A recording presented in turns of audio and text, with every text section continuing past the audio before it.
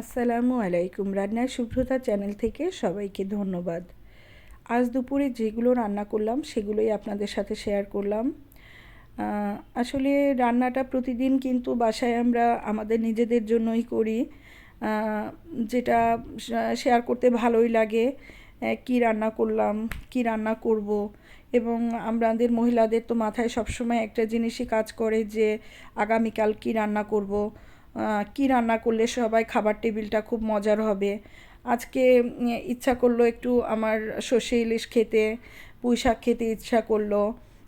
সাথে ডিম ছিল, যে ডিমটি একদম গ্রামের অথেন্টিক প্রসেসে ডিমটি ভেজেছি।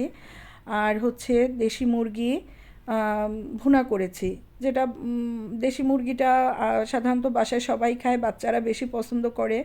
এই জন্য আমি একটু দেশি মুরগিতে ঝাল কম দিয়ে রান্না করি।